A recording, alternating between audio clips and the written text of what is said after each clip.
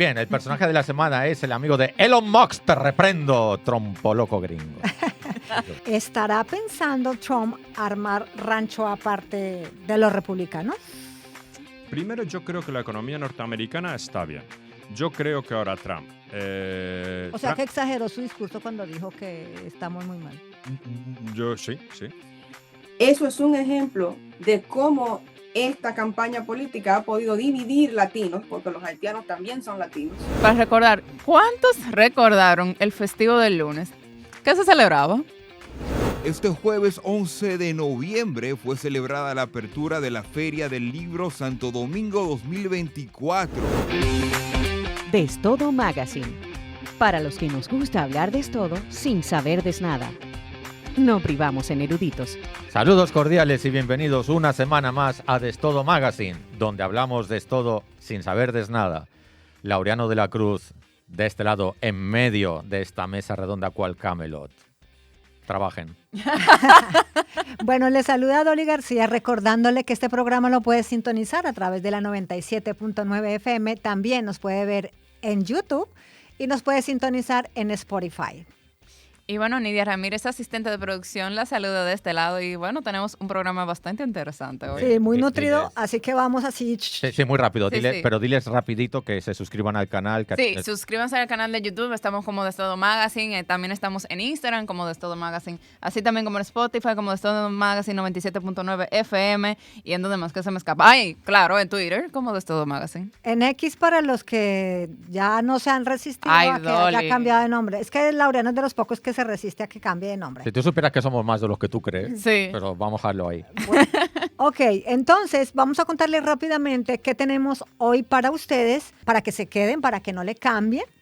Déjame empezar por ese lado, que me muero de ganas. Sí. Tenemos el personaje de la semana. El personaje de la semana es el amigo de Elon Musk. Te reprendo, trompo loco gringo. Sí, Trump, o sea, ¿volvió? ¿Trompo loco volvió? Nunca se fue.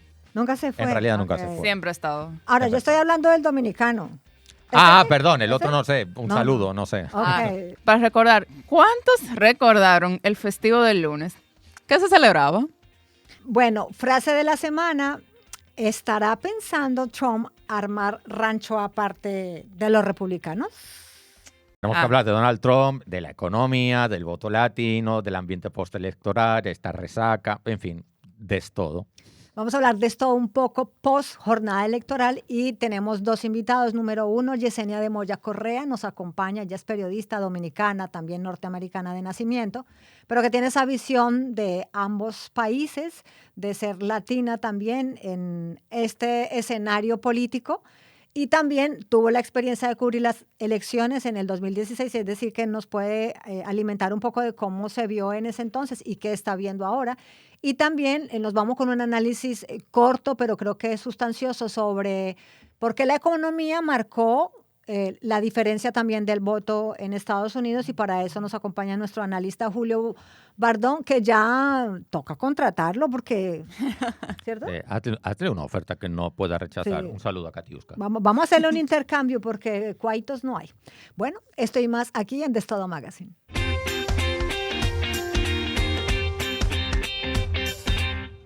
Bueno, y vamos con el minuto de fama de Nidia para que nos Sí. diga cuáles son las preguntas Que no y para corremos. que ustedes también tomen el tiempo, cojan el celular, voten que es rapidito, eso no se demora. Comenzamos con las preguntas que hacemos cada semana en Twitter, no en X. Y la primera dice, ¿te ha sorprendido que Donald Trump ganara las elecciones? ¿Sí o no? Segunda pregunta, ¿cuál es el tema que ha influido más en la victoria de Donald Trump? ¿Economía, migración, política exterior o corrupción? Tercera pregunta, ¿por qué crees que una parte de la población latina decidió votar y o simpatiza por Donald Trump? Leeremos con sumo interés sus opiniones en el episodio porque esta es una pregunta abierta. Y cuarta y última pregunta, ¿las noticias falsas han estado presentes en esta campaña electoral? ¿Sí? ¿Como en cualquier campaña o no? Bueno, como vamos rápido, entonces Sí. nos vamos con nuestro segmento para recordar, y esto es para que usted no se le olvide que ese lunes festivo tuvo una celebración patriótica muy especial y seguramente... Ya me parecía a mí que el usted lo domingo había olvidó. sido muy largo. Sí. Sí. No, pero gracias a Laureano que dijo, venga, hagámoslo sobre tal tema, porque él se la pilló de que la gente, bien gracias, se la suelto, ay, qué rico, estamos en casa, pero ni se le dio por pensar que era lo que se estaba celebrando. ¿Te tomaste el lunes libre sin recordar el por qué? Es gracias a la Constitución Dominicana. El 6 de noviembre es una fecha clave para la República Dominicana, no solo porque nos dio un merecido feriado, sino porque celebramos la promulgación de nuestra primera Constitución en 1844, un documento que sentó las bases del orden democrático y legal del país. Este día es más que una pausa en nuestra rutina, es una oportunidad para reflexionar sobre el valor de la Constitución, que sigue siendo el fundamento de nuestros derechos y libertades. En ese entonces, la República Dominicana, recién independiente, necesitaba establecer un marco legal que garantizara los derechos de sus ciudadanos y organizara el nuevo Estado. Así, inspirada en las constituciones de países como Francia y Estados Unidos, se aprobó una Carta Magna que no solo marcaba el inicio de una nueva etapa política, sino que también sentaba las bases de la democracia en el país.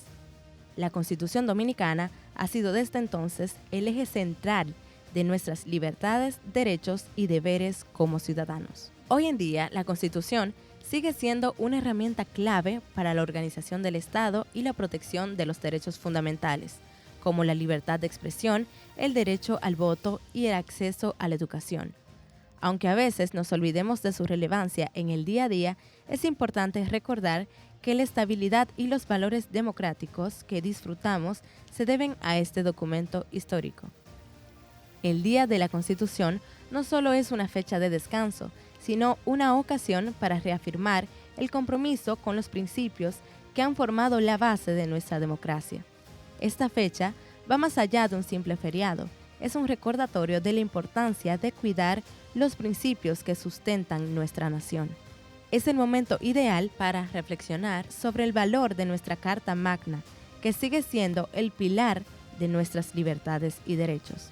Este día no solo debe celebrarse, sino también convertirse en un compromiso renovado de proteger y fortalecer lo que nos garantiza una sociedad democrática ahora y en el futuro. Creo que eso viene muy a propósito de lo que se viene para Estados Unidos, ¿no? Cómo garantizar el respeto a la constitución política. Pero la nuestra durante un tiempo fue conocida como la mutante.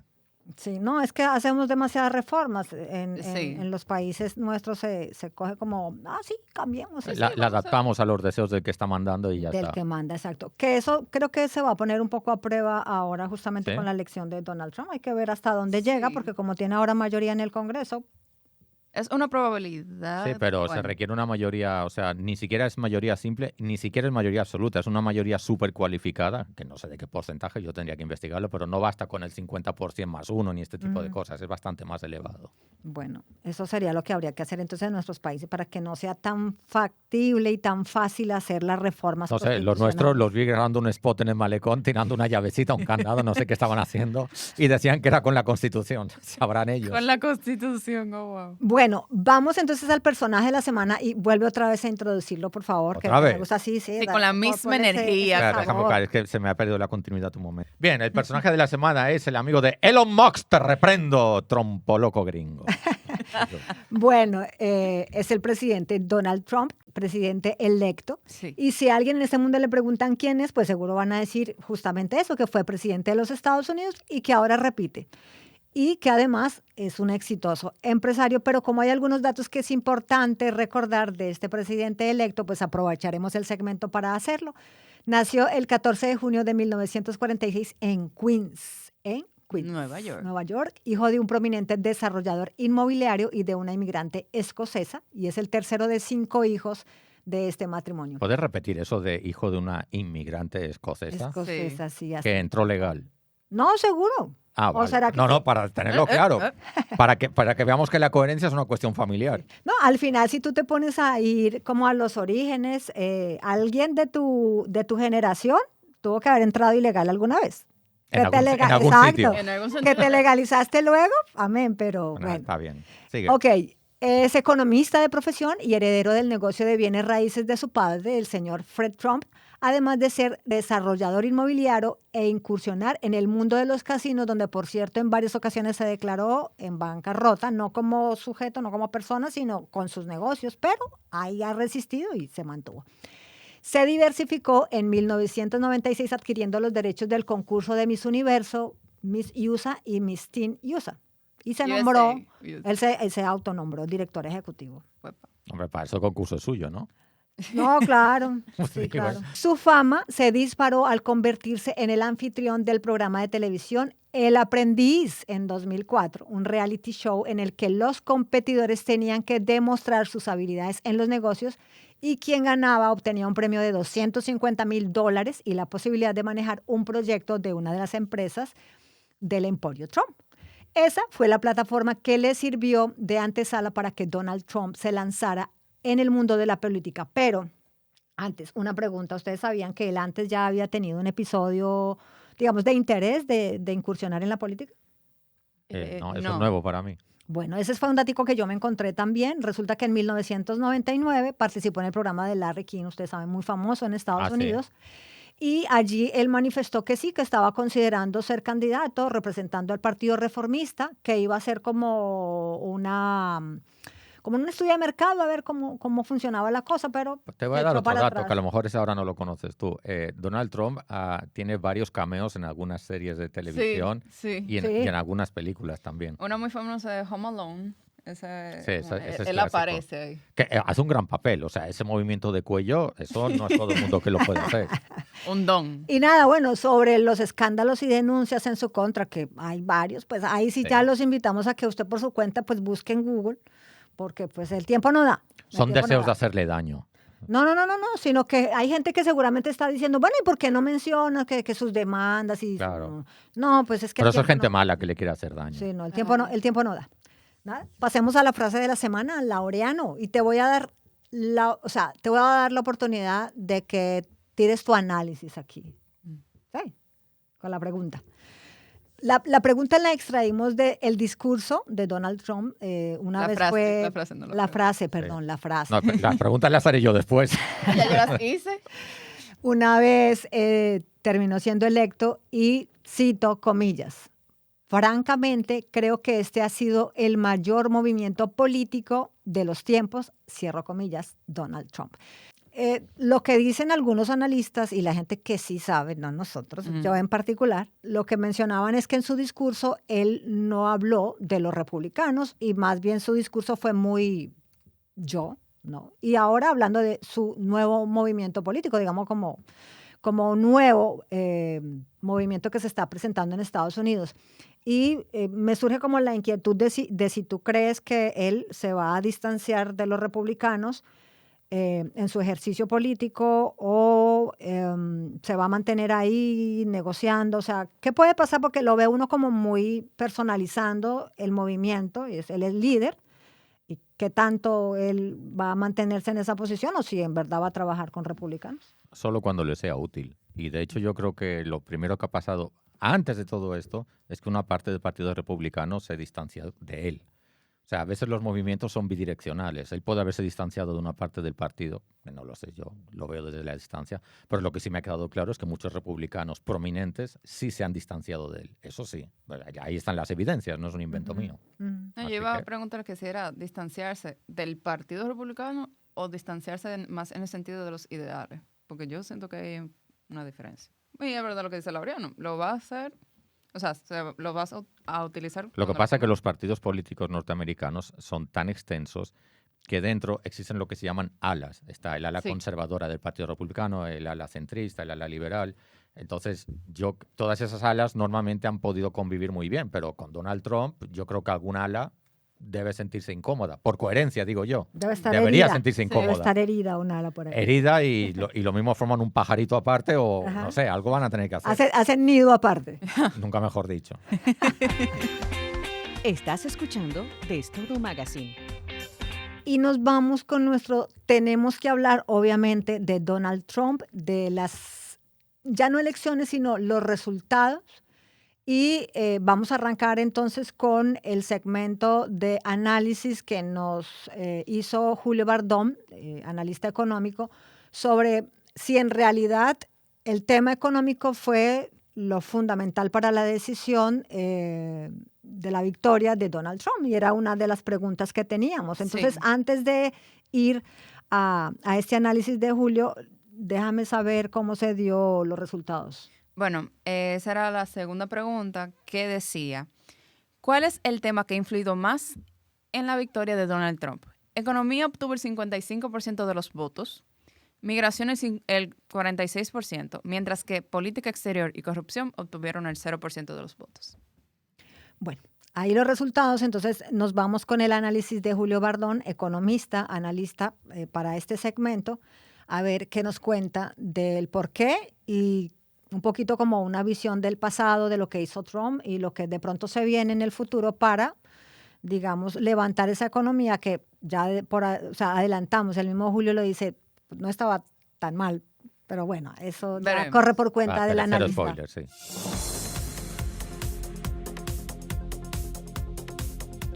Sí, es verdad. En las encuestas aparece eso. Pero si nosotros nos fijamos en la realidad económica, vamos a ver. Los 2 primeros años de Biden hubo inflación. La inflación, nosotros lo hemos explicado alguna vez más en este podcast, no es debido a lo que tú haces cuando tú llegas al poder. La inflación tarda 2 años en aparecer. Ocurrió una pandemia justo anterior a la llegada de Biden al poder. Cuando hay una crisis económica y cuando hay una crisis de pandemia, los gobiernos automáticamente lo que hacen para solucionarla es incrementar oferta monetaria, o sea, poner mucho más dinero en circulación para que la gente tenga más dinero para consumir. En este caso, probablemente no era un problema de demanda y entonces se provocó muchísimo. Quiero decir, en el caso de la pandemia no era una crisis económica de que la gente no tuviera dinero para consumir. Era una crisis económica producida porque no había oferta, porque nos habían parado los puertos y nos habían dejado a la gente en casa. Entonces no podíamos ir a los restaurantes, no podíamos ir a los resorts, pero la gente sí tenía dinero para consumir. Pero aún así se solucionan siempre todas iguales, que es emitiendo más dinero, que es lo que hizo Trump, emitir más dinero y dar cheques a las familias para poder consumir más. Pero como la gente no podía consumir más porque te tenías que quedar en casa, muy bien, se incrementaron las suscripciones a Disney Plus, a Netflix, no sé qué, y a Zoom, lo que fuera, y la gente consumía lo que podía consumir. Incrementó el consumo ahí, pero todavía tenían muchísimo margen para seguir consumiendo. Ya hemos explicado en este podcast que la inflación tarda 2 años. Cuando tú incrementas oferta monetaria, como ocurrió en el año 2019 para salir de esa situación de pandemia, la crisis se nota o esa inflación se nota en el año 2021, que fue lo que le repercutió en el tema de Biden. Y luego la manejaron como siempre la manejan, subiendo tasas de interés. La Reserva Federal y los bancos centrales de todo el mundo la manejan subiendo tasas de interés, con lo cual disminuye la inflación. Hubo 2 años de inflación alta, es cierto, los 2 primeros años fueron de inflación alta, 2021 y 2022, se manejó subiendo las tasas de interés y hoy en día la inflación va a dar en este último trimestre otra vez un 2.4%, lo cual es manejar muy bien la inflación. Uno toma las cifras y están controladas. Es verdad también lo que decimos, tiene mucho déficit público y tiene una deuda pública grande. Pero a las familias a la hora de votar yo creo que eso no lo miran tanto, lo miramos los economistas, yo creo que las familias no lo miran tanto. ¿Qué miran las familias y qué les afecta a las familias? Y esto sí es verdad. Es ese del household income, es esas rentas que ellos reciben y es ese precio de alquiler de las viviendas. Y eso sí es verdad que ha subido. Eso sí es verdad que se nota mucho que ha subido porque al haber inflación, en una de las cosas que se nota especialmente es en esa subida de alquileres y en Estados Unidos se ha notado muchísimo. ¿Qué ha hecho mal el gobierno Biden? Para mí, dentro del punto de vista económico, que el precio de alquiler de la vivienda en Estados Unidos se ha subido enormemente. O sea, en estos 4 años, debido a la cantidad de cheques que han mandado a las familias. Porque, claro, el mercado de la vivienda es muy sensible al incremento de oferta monetaria. Es un mercado especialmente sensible a esto. Se regula según la cantidad de dinero que la gente puede pagar. entonces es verdad que las familias se notan que de repente tienen menos capacidad adquisitiva. Entonces, en ese sentido sí lo han podido notar. Eso sí han podido decir, hombre, con Trump vivíamos mejor porque los precios estaban más controlados. Y lo que ha ocurrido es que al tú entregar tantos cheques para ayudas del COVID, y que eso sí, Biden y la administración Biden los ha seguido entregando porque no quiso, por tema de política, sus propias políticas, no han querido eso, frenarlo, cuando a lo mejor ya no era tan necesario probablemente. Eso sí lleva a que sube el alquiler para todo el mundo. Y el subir el alquiler para todo el mundo sí ha hecho percibir a la gente de wow, ¿cuánto estamos pagando de alquiler de más? Para mí, el gobierno demócrata en política económica, otra cosa que puede hacer y que la gente también está a lo mejor un poco sensibilizada en las empresas, es que ha frenado algún tema de los oleoductos, que también lo he escuchado. Volvieron un poco a poner trabas a estas empresas de gas. Y claro, hubo sectores en los cuales creó desempleo. Es cierto también. Bajó el impuesto de las empresas del 35 al 21%. Nosotros hemos dicho en este podcast que bajar impuestos es bueno. Es bueno porque dinamiza la economía. Un problema que él se encontró es que hay muchísimas empresas estadounidenses que prefieren fabricar fuera porque los costos son más baratos fuera. Él se encuentra con que dice, bueno, ¿qué incentivo yo le puedo dar a las empresas para que regresen a Estados Unidos? Y es verdad, las empresas al final lo que quieren es producir allí donde son más eficientes. Entonces, una de las maneras es tú bajarle los impuestos corporativos.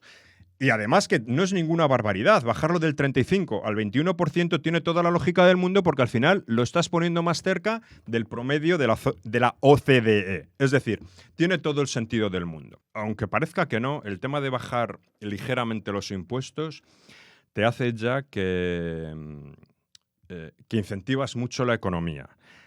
Quedó el desempleo en Estados Unidos, lo mejoró muchísimo, eso la gente lo notó.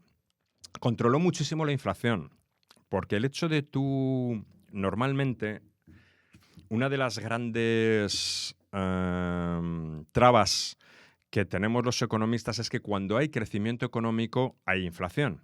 Es decir, como hay mucho empleo, se consume mucho, todo eso entonces lleva al final la inflación. Una cosa que es milagrosa es que haya crecimiento económico y que encima controles la inflación. Resulta que en la época de Trump consigue que haya crecimiento económico, consigue recuperar el PIB al final, el último año no, debido al tema de la pandemia del COVID. Pero durante los 3 primeros años hace crecimiento del PIB y encima resulta que mejora las cifras de desempleo a los niveles más pequeños que se pueden llegar y encima controlando la inflación. Es que no se puede pedir más. O sea, es que es una cosa y dices, bueno, ¿pero qué medida en concreto? Bueno, es que ¿qué más quieres? Es que bajar los impuestos, bajar los aranceles a las tecnológicas, incrementar las patentes derechos de patentes de Estados Unidos. Es que todas esas cosas, ¿qué es lo que fomentan? Eso fomenta que la gente tiene una seguridad jurídica. Tú estás favoreciendo la innovación, tú estás favoreciendo la seguridad jurídica de las empresas, les estás motivando a que ellos innoven en Estados Unidos, estás trayendo empresas que pueden estar en el exterior a que vuelvan a fabricar en Estados Unidos. ¿Qué más se puede hacer? Es que no se te pide nada más. Si es que los empresarios no necesitamos que el gobierno nos haga nada, solo necesitamos que nos dejes trabajar. Si el gobierno cuanto menos haga, mejor. Si tú no tienes que regular nada, al revés. Lo mejor para que un país quede en la pobreza más absoluta es que le caiga un bombardeo o que el gobierno intervenga.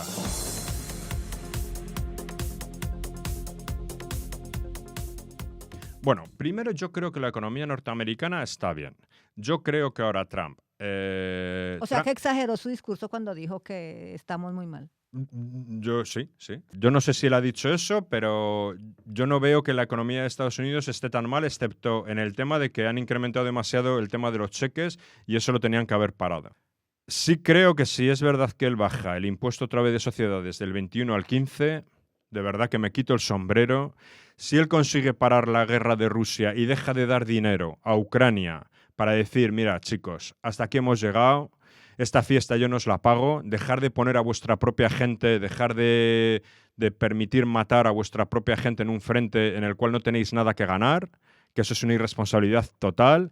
Si él consigue pacificar el tema de Israel, es una cosa también que solamente por eso ya merece la pena. Entonces, todo lo que haga a partir de ahora Trump por lo menos va a hacer cosas. Es que la opción que teníamos de Kamala Harris era una opción que sabíamos que la guerra de Rusia y Ucrania seguro iba a continuar, seguro que el conflicto de Israel iba a continuar, seguro que Irán iba a entrar en guerra y con un peligro atómico, con un peligro de bombas atómicas, entonces no sabíamos eso dónde iba a desencadenar. Entonces realmente el mundo estaba en peligro. Yo no sé hasta qué punto la gente es consciente. Entonces ahora mismo no sabemos lo que va a ocurrir. No sé, porque esto, bueno, no sabemos lo que va a ocurrir, pero por lo menos tenemos un pequeño huequito a la esperanza y de que a Donald Trump le dejen hacer algo y de que él luego realmente lo haga como lo hizo en el año 2017 al 2020, que fue una auténtica sorpresa. Como ahora haga la mitad, y ya digo que la mitad es desregular y tocar lo menos posible.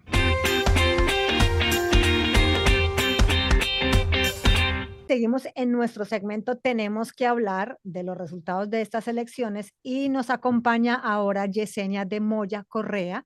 Ella es periodista norteamericana de nacimiento, pero de herencia caribeña, como lo dice en su página web, más exactamente dominicana. Ella, para orgullo nuestro, es egresada de esta Pontificia Universidad Católica, madre y maestra de esta escuela de comunicación y actualmente es la directora de medios latinos de la Universidad de la Ciudad de Nueva York. Yesenia, un placer tenerte nuevamente aquí en este espacio. El placer es mío. Ahora nuevo de todo, pero siempre ha sido muy complaciente con el tiempo para Radio Santa María. Ay, por supuesto, y yo feliz de estar con usted, mi profesora Dolly García, también con Laureano de la Cruz y con Nidia Ramírez. Gracias por cederme este espacio y compartir este rato aquí. Bueno, yo le voy a dar el honor a Laureano de que haga la primera pregunta. Gracias por avisar. Primero de todo, Yesenia, un placerazo coincidir contigo, aunque sea a través del ciberespacio y de esta plataforma. Y mi primera pregunta va a ser muy básica. ¿Cómo está siendo el día después y el día después del día después de todo este proceso electoral? Por supuesto, como todo día después, estamos a expectativas, estamos interesados en saber cuáles son los resultados en un país tan vasto y un país tan grande donde existen diferentes modalidades para ejercer el voto, ya sea voto anticipado, voto por correo, voto en persona, pues hay diferentes timelines o diferentes plazos para poder entregar esos resultados, al punto de que hoy, este viernes 8 de noviembre, todavía no sabemos exactamente cuáles son los asientos de la Cámara Baja del Congreso. Sí sabemos, obviamente, quién ganó la presidencia. El expresidente Donald Trump vuelve con un segundo mandato de una manera muy arrolladora. No solo ganó en el voto popular, sino también en el colegio electoral. Y pues lo que se vive, al menos en las comunidades latinas, es mucha incertidumbre. Se vive preocupación, se vive cuestionamiento y hasta cierto punto se siente un vacío. Al menos eso es lo que yo estoy recibiendo de parte de gerentes de medios, editores de medios y personas que son líderes dentro de la comunidad común y corriente que están interesados en saber qué va a pasar. Entonces ahora mismo lo que hay es incertidumbre y mucho cuestionamiento de qué pasará con todos nosotros en los próximos 4 años. Tú dices, hay un ambiente como tenso dentro de la comunidad latina. ¿Por qué se siente ese ambiente tenso? Eso tiene que ver con que definitivamente en estas elecciones se marcó una diferencia entre ese voto latino, que prácticamente también digamos que se dividió, ¿no? Sí. Y bueno, es algo natural que veamos dentro de las comunidades latinas, porque como bien he mencionado en mis redes sociales, los latinos no somos un monolito y cada persona ejerce su derecho al voto dependiendo de sus experiencias y sus creencias.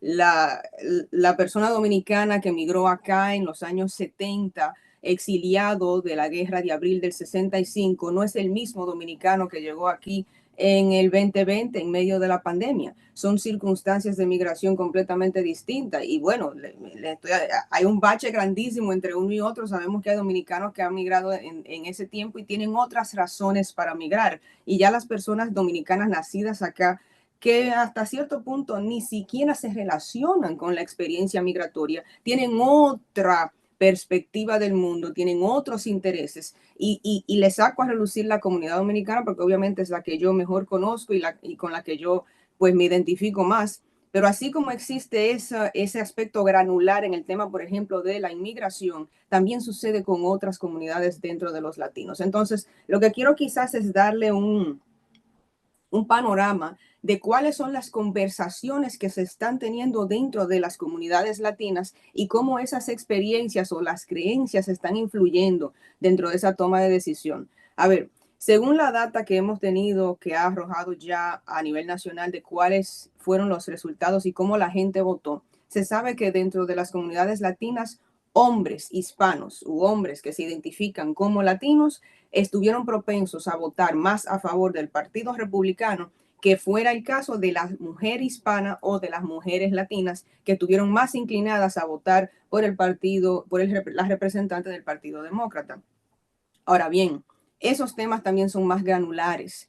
Existe data específica donde hay una diferencia entre las mujeres que fueron a la universidad, o sea, que son egresadas a nivel académico dentro del nivel de educación superior, y mujeres que no fueron o no se graduaron de un nivel universitario. Y allí también hubo una discrepancia donde por lo menos por 20 o 25 puntos porcentuales estaban favoreciendo al Partido Republicano las mujeres con menos educación comparadas con las que tenían más educación. Y así pasa también en el caso de los hombres y pasa también en el caso de cualquier otra comunidad.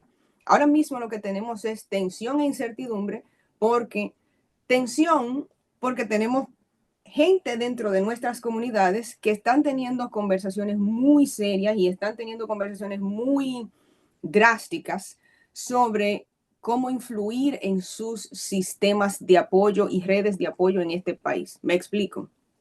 Yo pude presenciar el martes cuando uno de los compadres llamó al otro por teléfono y le dijo que si no votaba por X candidato, le iba a dejar de hablar.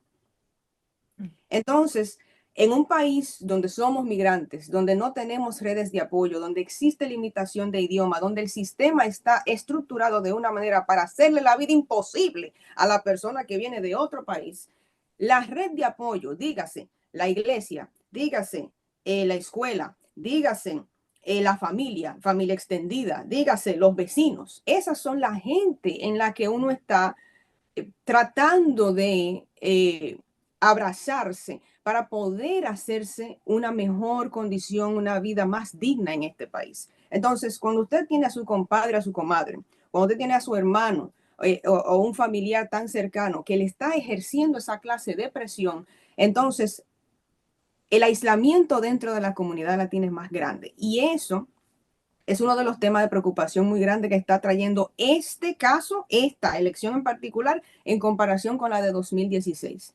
Yo que fui periodista de calle, o sea, on the ground, en 2016 en la ciudad de Nueva York y también en la ciudad de Filadelfia, yo pude palpar muy de cerca cómo esa administración, la primera administración de Donald Trump, jamaqueó a las comunidades latinas en términos de organización, planificación y también a nivel psicoemocional.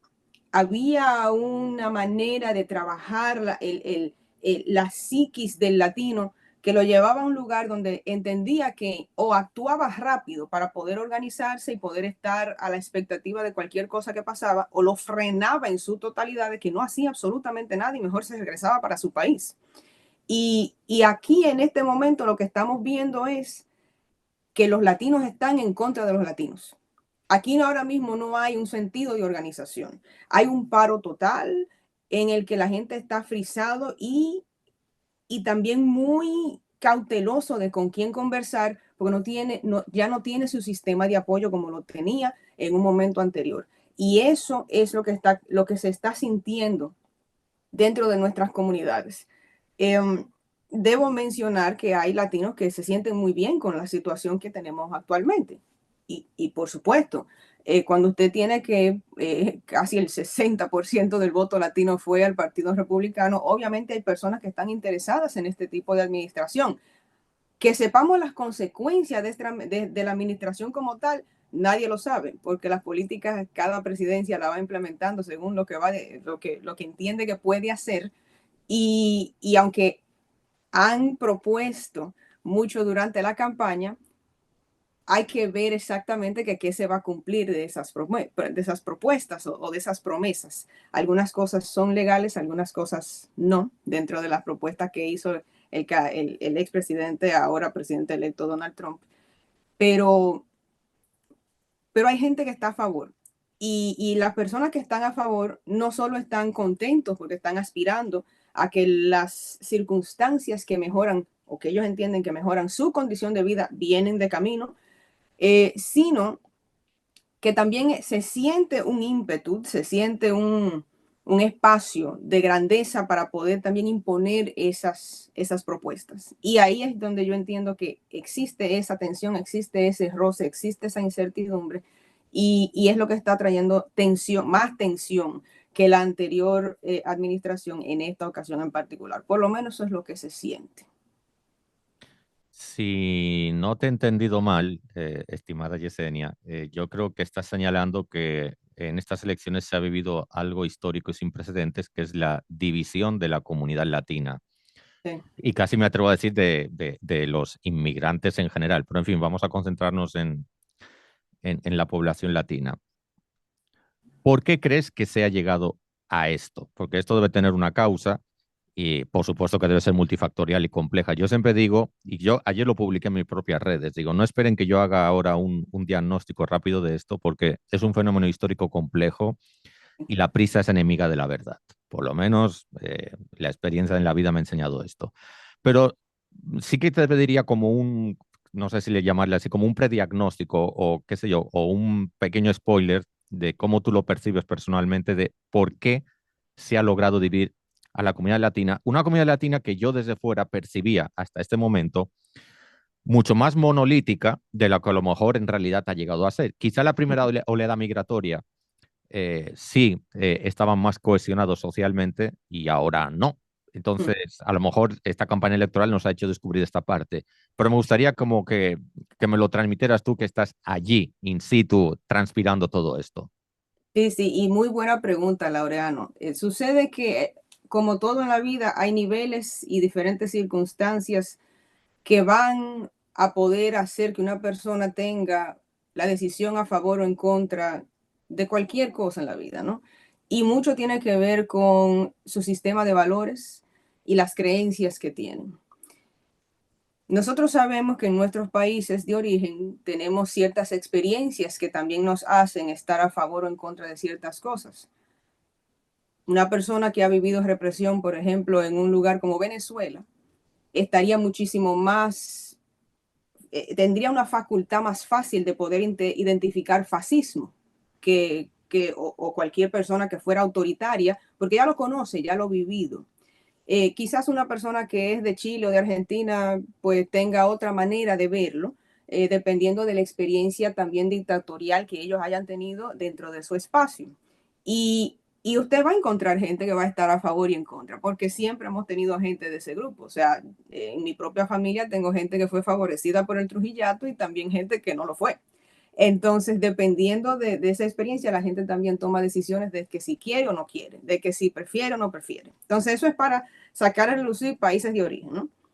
Cuando hablamos, por ejemplo, de ya personas que están acá sentadas en los Estados Unidos y tienen un pequeño negocio y están dentro de un aspecto económico que está favoreciendo su dinamización y su crecimiento personal, se le hace un poco cuesta arriba que una administración nueva venga y le imponga muchos aranceles o le ponga muchos impuestos dentro de su proceso de trabajo.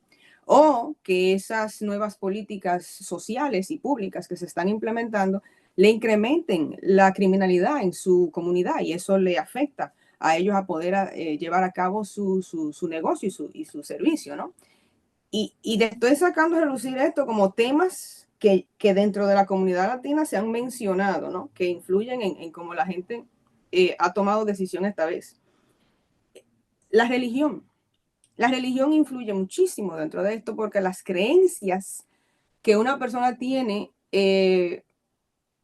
independientemente del lugar, país de donde venga, también es una retórica que es muy fuerte para un latino arraigado en sus ideologías y sus creencias, tomar una decisión. Y la razón por la que menciono estas tres cosas es porque esas tres son las que más se han utilizado en las narrativas de las campañas políticas de este año para poder movilizar o no ciertos grupos dentro de nuestras comunidades. En el caso, tengo que darle el crédito. El Partido Republicano usó una narrativa muy, muy buena a favor de movilizar los grupos latinos que ya de por sí eran más conservadores. Y le voy a poner un ejemplo muy palpable. Cuando se habló sobre la gente de ascendencia haitiana viviendo en Ohio, comiéndose a las mascotas de los residentes allí, si bien es cierto que esa retórica estaba moviendo a un grupo de gente en un estado y en un lugar muy cerca de otro estado, Pensilvania, que fluctúa y es un estado péndulo donde la gente puede votar a favor de uno o del otro cada elección, esa retórica también estaba muy dirigida a los dominicanos, porque la idea que había detrás de eso era, si sabemos que el dominicano tiende a ser una persona más conservadora que liberal, y también sabemos que existen ciertas facetas, ya sea de xenofobia, clasismo o racismo dentro de la comunidad en contra de este grupo en particular, caigámosle arriba. Y esa retórica de decir que ese grupo en particular, siendo totalmente mentira, se andan comiendo a las mascotas de residentes por allá en Ohio, por supuesto que siendo mentira, otras personas dentro de nuestra comunidad lo iban a creer. ¿Por qué? Porque el vudú existe, o porque sabemos que esa gente tiene una cultura y religión específica, o porque ya de por sí nosotros tenemos unos conceptos preconcebidos sobre cómo esa comunidad se maneja. Entonces, traigo a relucir esto como una forma muy inteligente, pero muy vil, muy cruel, de que un partido utilice las creencias y la concepción previa de un grupo para poder movilizarlo hacia la votación en particular, en este caso de las elecciones.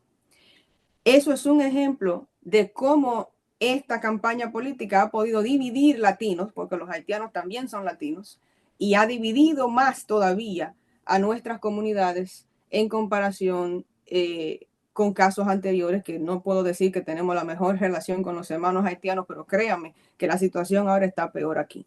Aquí en Estados Unidos los haitianos y los dominicanos suelen llevarse bien porque aquí ambos somos negros y no hay ninguna manera de hacer división entre uno y otro, especialmente cuando una persona blanca está en una posición de poder en contra de nosotros. Entonces, el latino, en ese sentido, dividido por esa parte. Hay otros aspectos, obviamente, en la que hemos podido ser divididos. Puedo mencionar las políticas de apertura de género.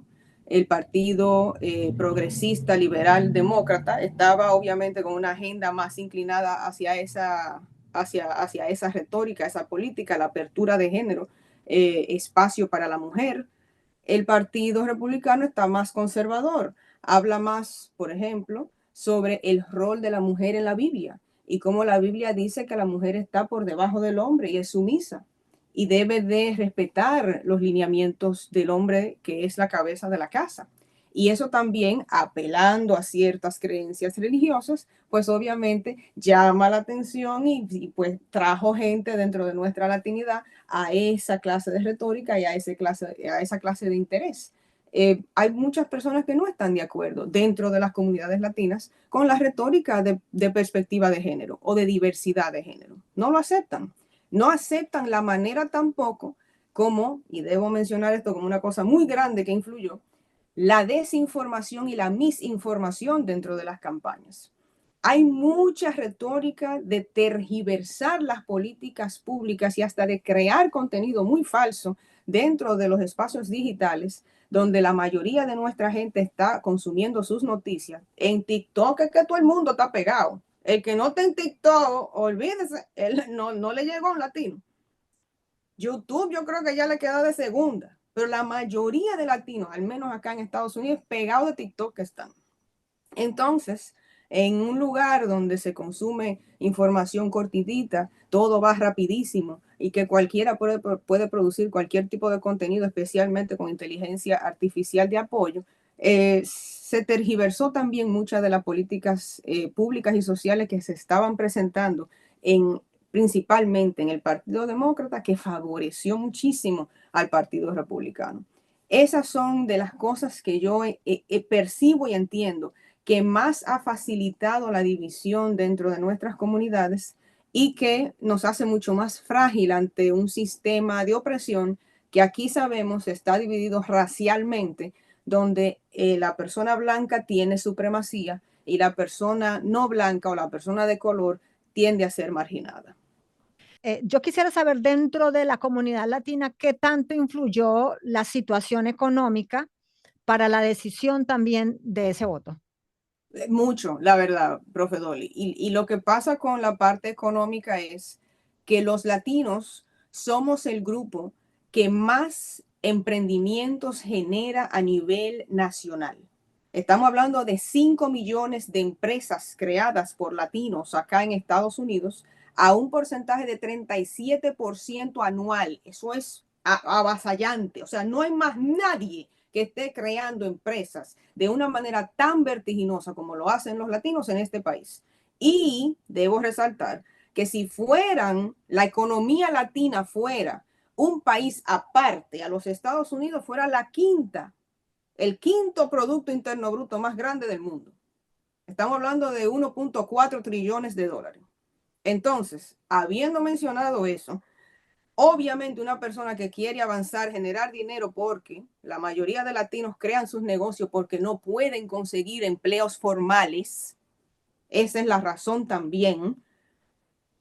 Yo necesito hacerme una vida. La gente de clase media en este país está cheque a cheque y el que está menos de ahí se lo está llevando a quien lo trajo. Esa es la realidad.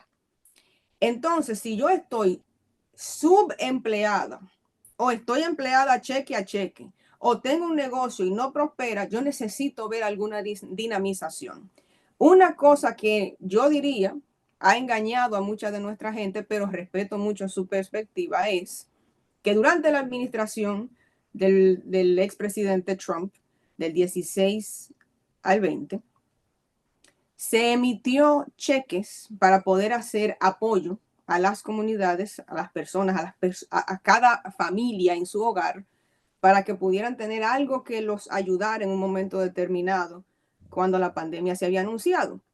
Ese cheque, literalmente, que dice el nombre del presidente, una firma de él y todo lo demás, hubo mucha gente que dijo, a mí nunca un presidente me había dado dinero. El único presidente que a mí me ha dado dinero ha sido Donald Trump. Yo quiero eso de nuevo. Yo necesito eso. Yo necesito un presidente que me dé dinero. Sabemos también que venimos de algunas condiciones en nuestros países de origen donde recibir algo del gobierno, concho, qué bueno.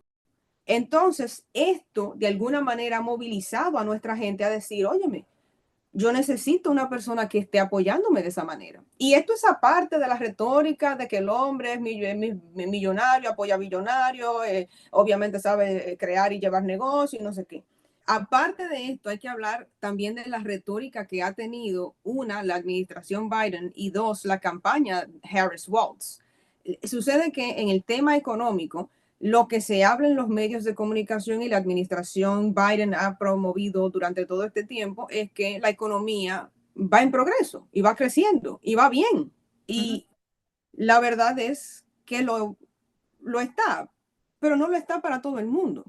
Y eso es algo que granularmente dentro de Estados Unidos y a nivel mediático también es muy problemático, porque los medios de comunicación, al igual que el estrato nacional, siempre se fija en la cosmovisión desde una perspectiva de gente blanca con dinero y bien posicionada. Entonces la economía va bien, pero para un grupo de gente, no lo va para todo el mundo. Ok, Incluso, dinos puntualmente para quiénes va bien, para quiénes va bien. bueno, puntualmente va bien para los Elon Musk de la vida, que están regalando $1 millón en Pensilvania a quien vote por el Partido Republicano. La situación va mejor para las grandes corporaciones, o por lo menos las medianas corporaciones que pueden tener una empleomanía y sostenerla dependiendo del sector en el que están. La gente que está en tecnología le está yendo muy bien. Quizás últimamente se han visto unos cuantos despidos en algunas de las compañías, pero le está yendo bastante bien a la gente que están en los Silicon Valley, en Austin, Texas, que trabajan en el desarrollo tecnológico, y obviamente pues las personas que también están en Washington DC, como Jeff Bezos y todas sus empresas, que sí están sacándole el mazo de dinero a toda la economía que tenemos post pandemia. Las personas que no están en esa categoría están siendo severamente afectados por la inflación. Entonces, cuando usted tiene el grupo nuestro, que somos esa clase media, esa clase trabajadora, inclusive las personas que no son de clase trabajadora, que están siendo beneficiados por servicios de asistencia pública dentro de este país, también están siendo afectados por la inflación, y por tanto la economía para ellos no está buena. Sí. Y quisiera que me explicaras de los latinos que no se están beneficiando, ¿dónde es que más se siente o se resienten en temas económicamente hablando? Y cuando se resiente, ¿a qué se refiere, O sea, es profesor? decir, estamos hablando de inflación, entonces hay una subida de precios, de los consumos de primera necesidad, la renta, por ejemplo, el experto que nos acompañaba al inicio del programa hablando de la economía nos decía, donde tal vez se ha sentido más es en el precio de los alquileres porque ha subido demasiado. Mm, mm, mm.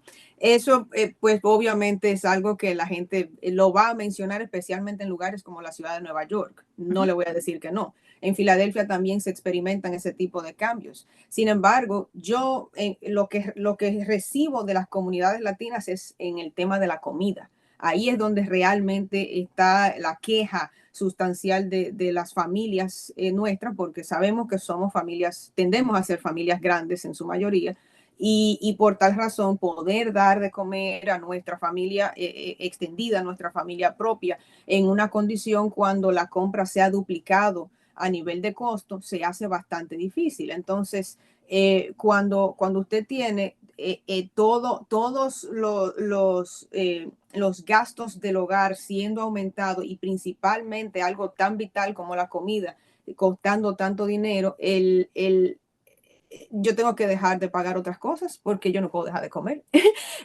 Uno está teniendo dificultad para ir al día a día. Entonces, yo no voy a favorecer un partido, ni un candidato, ni una administración que me está diciendo algo que a mi entender es erróneo y no me está aportando a mi bienestar, a mi dignidad y a mi crecimiento. Y obviamente esto incluye también, discúlpame, a la población norteamericana de origen que también hace parte de una clase menos favorecida, porque uno desde fuera tiende a creer que todos los norteamericanos viven supremamente bien y no hay clase pobre, ¿no? No hay clase baja. Se supone que dentro de las personas blancas y las personas negras y asiáticas también hay gente pasando mucho trabajo. Lo que pasa es que sistémicamente dentro de este país la raza determina muchas cosas. Inclusive el código postal donde usted se cría o usted vive también determina muchas cosas. Oportunidades de educación, acceso a comida saludable, transporte público, áreas verdes. Todo eso está influenciado por su código postal y la raza que usted tiene. Eso es así. Hay espacios aquí donde si usted es negro no vive. Legalmente usted no puede vivir en ciertos sectores en este país si usted es de una raza que no sea blanca.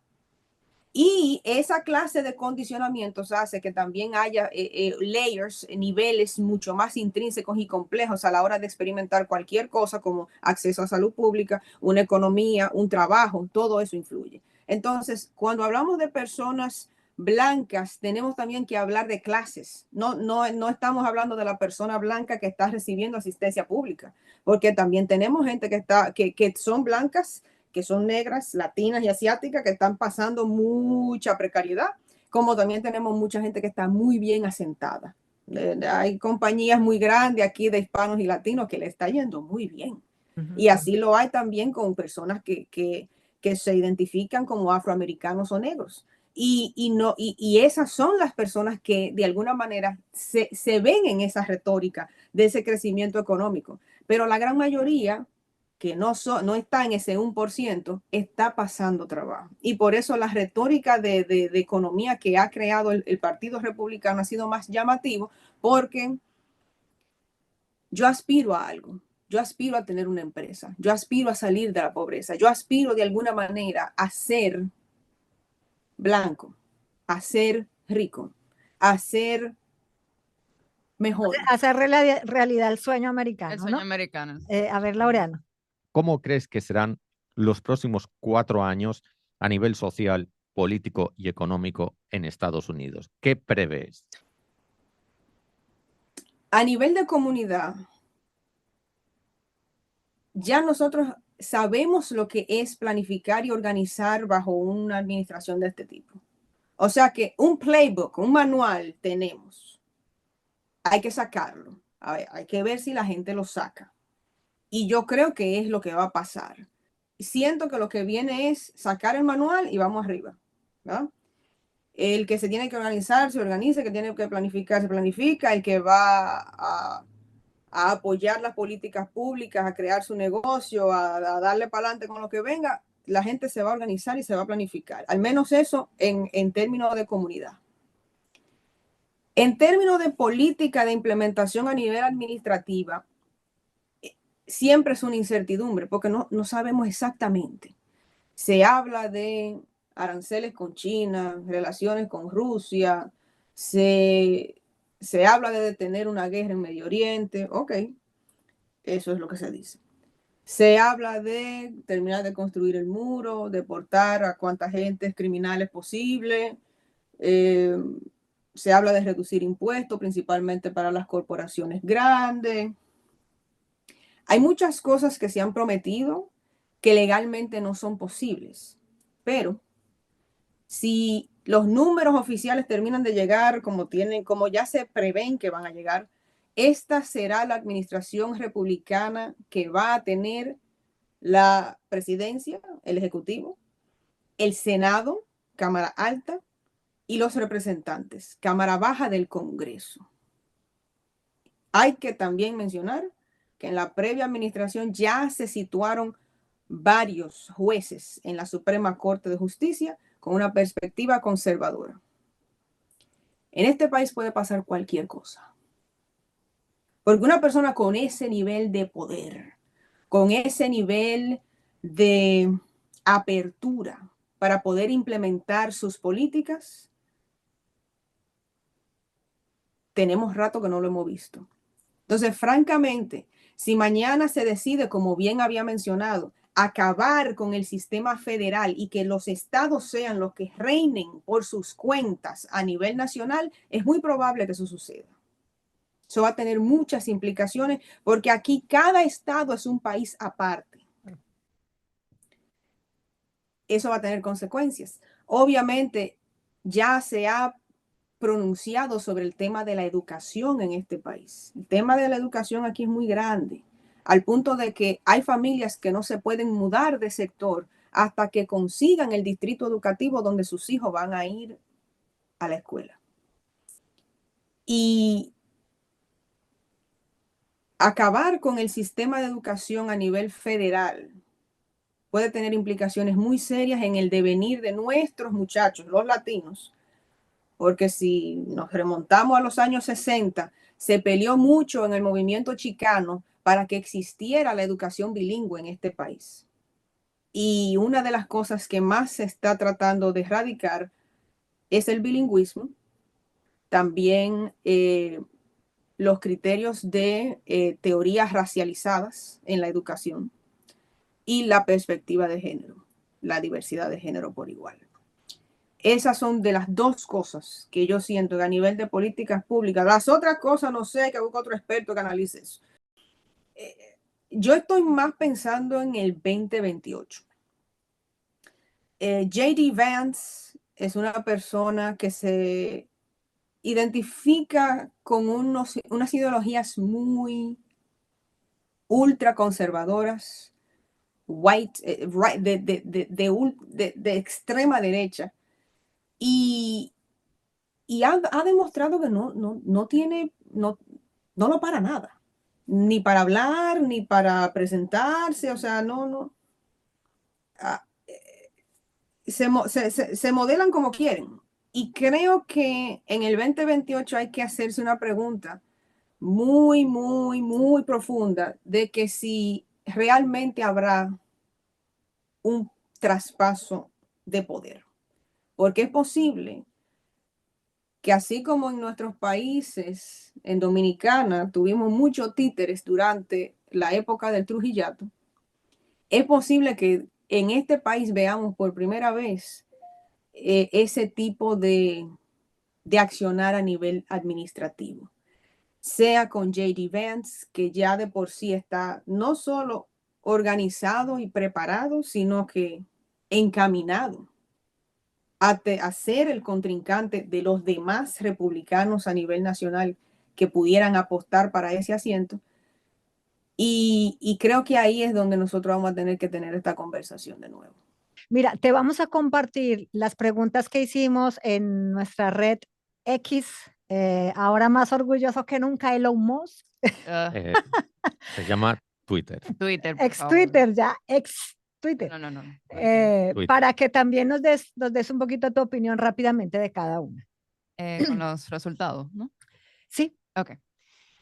Bueno, la primera pregunta que hicimos en Twitter dice así. ¿Te ha sorprendido que Donald Trump ganara las elecciones? Sí, obtuvo el 7% de los votos y no obtuvo el 93%. Lo veo accurate, lo veo preciso. Sí, lo veo preciso. ¿Cuál es el tema que ha influido más en la victoria de Donald Trump? Economía obtuvo 55% de los votos, migración el 46%, mientras que política exterior y corrupción obtuvieron el 0% de los votos. Interesante. Obviamente, economía e inmigración son de los temas. Pero te pregunto, de los temas, tanto en latinos como en el grupo de norteamericanos, ¿o puede variar ahí la respuesta? Sí, y ahí varía la respuesta, obviamente, pero también iba a incluir el tema de salud y el aborto, porque es también uno de los temas que más ha influido en que el representante republicano ganara esta contienda. El tema de inmigración, aunque quizás no lo veamos así, en nuestras comunidades latinas ha influido bastante por los dos ámbitos. Por el ámbito de, ay, concho, me van a recoger en la camiona y me van a mandar para mi casa, pero también por el tema de, ya está bueno de que vengan inmigrantes a entrar fácil a este país y a recibir todos los beneficios. Ellos tienen que entrar como tienen que entrar, dentro de nuestras mismas comunidades. Claro. Así muchos de ellos no hayan entrado como tenían que entrar. No. Eso se olvidó. No, que ya hay otra perspectiva del mundo. Y cabe resaltar, profe Dolly, gracias por traer eso a colación, que la mayoría de gente latina que entra a este país no entra por el sistema como se debería, alegadamente entre comillas, ¿verdad? Se debería legalmente entrar a este país, porque el sistema es tan difícil para poder hacerlo, para poder entrar de la manera legal a este país, que la verdad es que mucha gente no viene, porque no, es muy difícil. La estructura que existe es muy difícil. Por eso la mayoría de latinos que entran a Estados Unidos es overstayed visa. Se quedan después que entraron con su visado. Bueno, la cuarta pregunta dice, ¿las noticias falsas han estado presentes en esta campaña electoral? Sí, obtuvo el 55% de los votos, como en cualquier otra campaña obtuvo 46% de los votos y no, obtuvo el 0%. Lo estuvo, por supuesto, lo estuvo. Y aquí yo creo que me causa un poco de pausa el hecho de que otros dijeran como en cualquier otra campaña, porque realmente diríamos como en cualquier otra campaña que se haya hecho en la era digital, porque en el tiempo en el que tenemos las noticias falsas, la desinformación andando así por doquier, es luego de que tenemos la democratización a través del Internet y para bien o para mal es parte del ecosistema informativo de todos nosotros. Entonces, diría yo que pues desde que del 2000 para acá es que estamos viendo este tipo de cosas. Sí, yo no diría que es algo tan común, porque algo que lo que tiene son 20 años sería relativamente nuevo, pero bueno. Bueno, voy a hacer lo mismo que hicimos cuando arrancamos. Le voy a dar el privilegio a Laureano que haga la última pregunta y podamos despedir entonces a nuestra invitada, que fue mucho más que complaciente con nosotros, muy paciente además. Trump, yo sé que ha hablado del Project 2025. Yes. E incluirlo una vez él esté en el poder. ¿Eso es cierto? Según lo que yo conozco, Project 25 fue creado por un grupo de militantes del Partido Republicano y específicamente del movimiento Make America Great Again, interesados en regresar a la nación estadounidense a un espacio-tiempo como que en el 1800, por ahí, donde mujeres no tenían grandes derechos, migrantes no eran básicamente considerados personas iguales a los que se consideran nativos de la nación y pues obviamente una retórica basada en supremacía blanca, opresión y látigo, fuetazo, diríamos en buen dominicano, ¿no? Yo en particular, no te digo que no considere algunas de las cosas que estén dentro de ese proyecto, pero el hecho de que él públicamente ha dicho que no se va a ligar, que él no está relacionado con la creación de ese proyecto, es algo que honestamente yo creo. Porque si le fuera de conveniencia para él, hubiera dicho que sí. Logramos unos testimonios también de latinos que votaron por Trump, otros que votaron por Harris, otros norteamericanos que expusieron las razones por las cuales votaron por Trump o Harris y viendo un poquito el futuro. Entonces, seguramente los vamos a alternar con la entrevista o los pondremos al final como para dar esa posibilidad, que es lo que queríamos en el programa, ¿no? Como una visión distinta, distintos puntos de vista de la gente que terminó votando y al final, claro, se decantaron la mayoría por Donald Trump. Pero de eso se trata, ¿no? O sea, más allá de lo que uno piense, de estar de acuerdo o no, creo que lo importante que deberían hacer los medios en general, inclusive sobre todo en este momento de polarización, es que tengamos la posibilidad de escucharnos, no solamente leernos en unas opiniones limitadas en nuestra red social, muchas de ellas con una gran carga de odio y discriminación, etcétera. Pues nada, nos vamos a despedir. Agradeciéndote muchísimo tu disponibilidad, tus opiniones tan acertadas, tan sensatas. La sensatez se agradece mucho en estos tiempos de polarización, donde la gente toma partido y toma decisiones tan delicadas en base a etiquetas, sin tomarse la molestia de investigar, leer o simplemente reflexionar para ejercer el sentido común, que es el menos común de todos los sentidos. Gracias por el momento. Un placer conectar con toda la audiencia y el público allá en República Dominicana. No, el placer fue nuestro. Muchas gracias.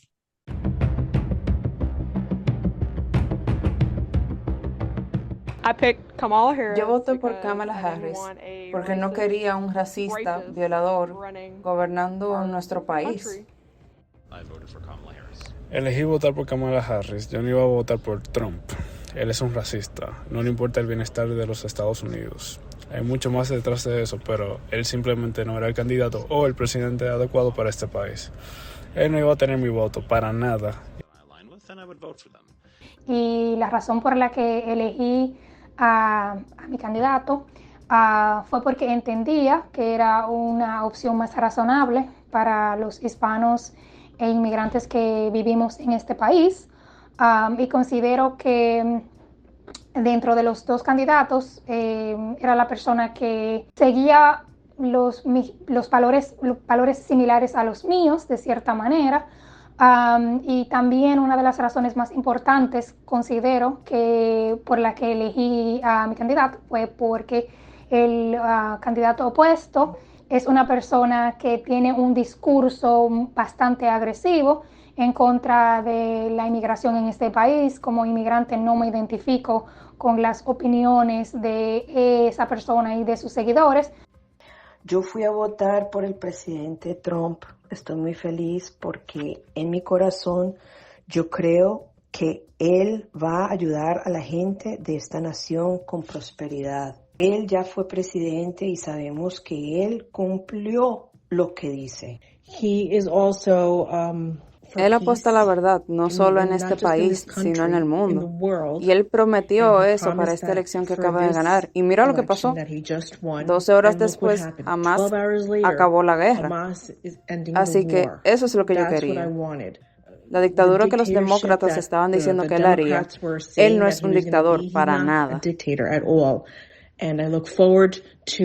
Espero con ansias cuando él baje los precios del gas, cuando baje el precio de nuestra comida, pero en especial proteger nuestro muro en la frontera. No entiendo lo que estaba pensando o haciendo la administración actual, pero arruinaron al mundo.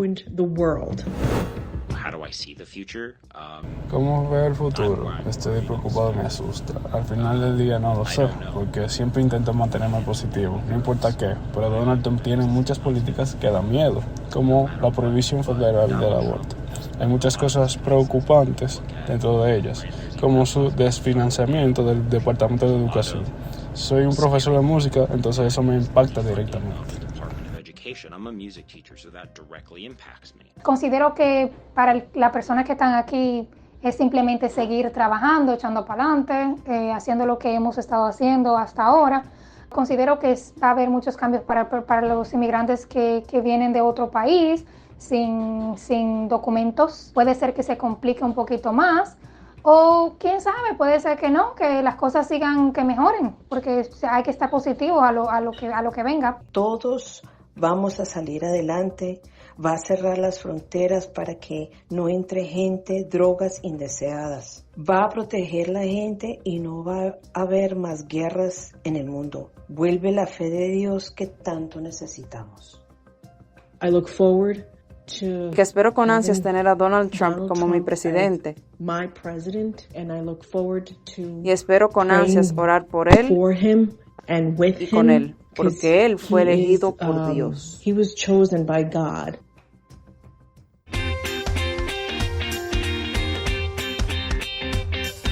Bueno, y el modo positivo, de los más positivos que yo recuerde, es la Feria del Libro. ¿Qué mejor feria que la feria que nos invita a leer, a incentivar la lectura, porque la lectura nos abre la mente y nos permite conocer mundos fantásticos? La literatura del realismo mágico, la fantasía, la ciencia ficción, la filosofía, el análisis político, todo está ahí. Pues escuchemos lo que nos traen desde el otro lado. Hola, hola, ¿qué tal te encuentras? Muy buen día, te saluda Alexander Rosado, hoy como cada semana trayéndote un novedoso tema para llenarnos de buenas vibras.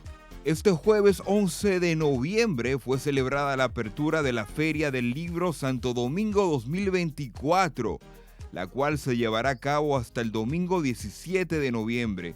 Y es que este año tiene como invitado de honor a la comunidad de Washington Heights, que alberga la mayor concentración de dominicanos en la ciudad de Nueva York. La Feria del Libro Santo Domingo 2024 ya está abierta al público en la Plaza de la Cultura Juan Pablo Duarte y cuenta con un atractivo programa que reúne a destacados escritores nacionales e internacionales, donde se exhiben más de 600 actividades para todos los gustos. Algunas de ellas, presentaciones de libros, exposiciones, conversatorios, talleres, muestra de cortos y mucho más. Además cuenta con la presencia de autores consagrados y nuevos talentos que compartirán sus más recientes obras con el público. Bajo el lema Los libros conectan, la feria cuenta con la participación de representantes de cientos de sellos editoriales y decenas de distribuidores locales. Las actividades en la feria se llevarán a cabo desde las 9 de la mañana hasta las 9 de la noche. Llegamos al final, increíble. Ay, sí. Qué triste, después de pasarnos todo el día aquí, ya éramos como una familia. Como que triste. A usted le encanta esta parte, Laureano. No, a mí me gusta dar la bienvenida, la despedida no me emociona tanto. Mm. No, para nada. Nos despedimos y como lo hacemos siempre con el mejor consejo que tiene Laureano de la Cruz Deja para la preparar. audiencia de Esto este sí le programa. gusta. Espera, ¿Dónde está mi cámara? Ah. Esto de grabar con 18 cámaras me estresa mucho. Sí. Ya puedo. Ya puedes. Bueno, Claro. pues, aquí Laureano de la Cruz, a nombre de todo el equipazo que compone de Todo Magazine, con el permiso de mi jefa, les deseo de verdad que gocen mucho, gasten poco y niéguenlo todo. Para los que nos gusta hablar de todo sin saber de nada. De Todo Magazine. No privamos en eruditos.